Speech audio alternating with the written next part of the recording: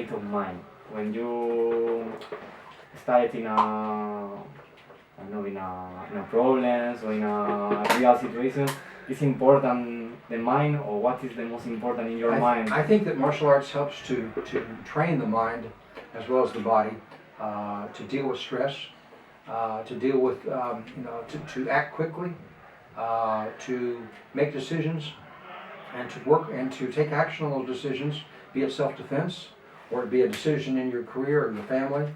I think martial arts helps you to discipline yourself and to get through difficult times. And I think that in itself is very important. And do you think in your normal life, when you know in fight or in other place, when you are in your work or in other, it's important the mind to I think so. I think that we all go through stress. We all have problems and issues in family or work or anything. Or maybe it's you're being in a hostile situation on the street. You might be attacked, or you might have someone that's a bully, and you have to be able to control yourself, and you have to be able to take the right action. And I think martial arts can be something that helps you to learn to be able to take the right actions and be able to control yourself, and when you have to, defend yourself. What do you think about the traditional weapons, for example, kobudo or kenjutsu, or the weapon in martial art, in traditional martial art? Well, I think weapons in the martial arts is as natural as learning how to kick and punch, because I think the weapons teach you how to control both a tool for weapon. I mean, be it an ancient martial art like the samurai, the katana, the sword, or it might be a pistol. But I think learning the different weapons is important. Today, these weapons have changed some. Today, we have pistols, we have rifles. And in the United States, people can own weapons and can protect themselves. Not every country allows that to happen, but we get into a whole conversation about weapons. But I think weapons teaches you something that you can't learn without. For me, I studied Kendo. Kendo taught me posture, taught me to focus, maybe even more so than Judo and Karate. And it taught me to have proper posture. And that posture fit in with all the other things that I was doing and helped me to be a better teacher and be able to defend myself better. So I think even if you only learn different aspects of the martial arts through weapons, that's very positive. Do you think it's real to fight when you don't put weapon and the other person put weapon and attack you? It's real. I have a knife and I attack you. Is real defense, or it's very, very hard or very? Well, I think anytime someone has a weapon and you don't, they have an advantage. If you have learned how to block and how to deal with weapons, and you don't panic.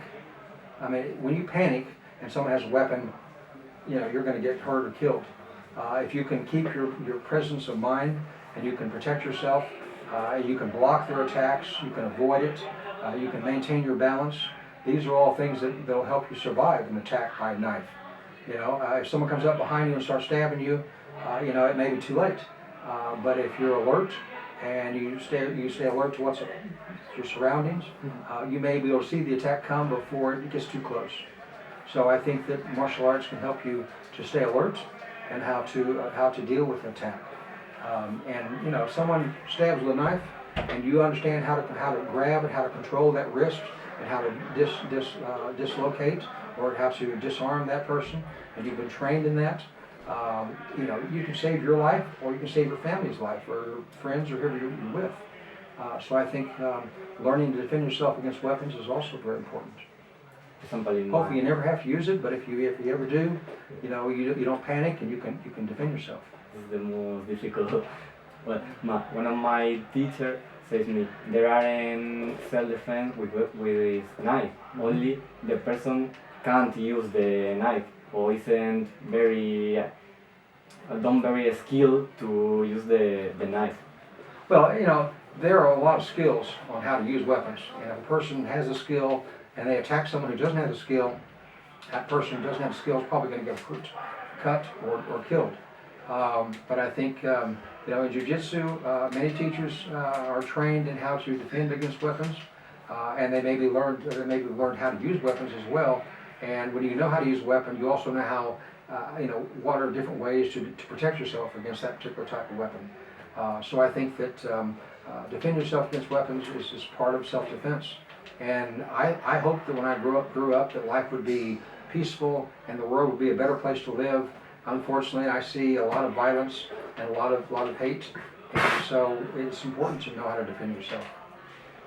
We see it every day, and there are people who were injured and even killed in Egypt on a beach. They were on a resort vacation. People were walking across the bridge in London and attacked by someone with a knife, or run over by a car. That's a heck of a weapon. And but if you're alert and you can see it coming, maybe you can get out of the way. Martial arts teaches you not to panic and how to try to take the right action for the situation.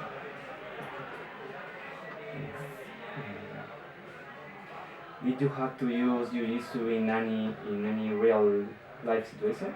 Have I? No, I think I had a few rough experiences when I was younger and I was in college,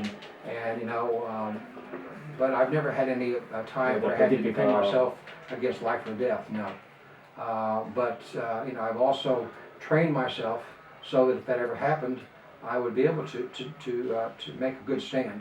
I don't know if I would survive, but I certainly would do my best. And I think I have the skills and the focus to be able to have an advantage on someone who has no training. The chances of my survival is a lot better than someone who's never trained in martial arts or only knows a tiny bit. I'm 67 years old, but I'm still able to move around pretty smooth.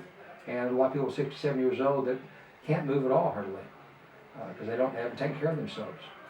So I think that even though you may not have to defend yourself in real life, just the ability to do so is important. Okay. What do you think about the Brazilian Jiu-Jitsu? And nowadays it's the most popular Jiu-Jitsu in Spain and in USA, I suppose. I don't know, but normally or in Brazil it's more popular than the other. What do you think about the Brazilian Jiu-Jitsu? Are you asking which style of Jiu-Jitsu or just about the popular growth of Jiu-Jitsu? Brazilian. The popular growth of Jiu-Jitsu? Well, I have been around Jiu-Jitsu for many years, and for the last 20 years I've been president of the United States Jiu-Jitsu Federation. I've been to Asia, I've been to Europe many times for competition and different training events like today's seminar, and I find that the numbers are growing, the interest is growing, the quality is getting better and better. I see the sport of judo in the United States has gone downhill, has gotten lower because the skill level is not where it needs to be. I think the seriousness of training martial arts and the skill level of teachers is much higher in Europe as well as in Asia. There are certainly good teachers and very qualified people in the United States, but overall I think that Europe has taken on a much serious approach to training martial arts. I find I go to Holland, for example, and there's some excellent judoka there. I come to Spain and I find excellent karateka and jiu-jitsuka, and I'm very excited about the opportunity to travel and meet other martial artists. And so I think the growth of martial arts in general is still very strong. The fact that karate has become an Olympic sport, that may or may not help karate as a martial art, but I think it probably will do better than judo has.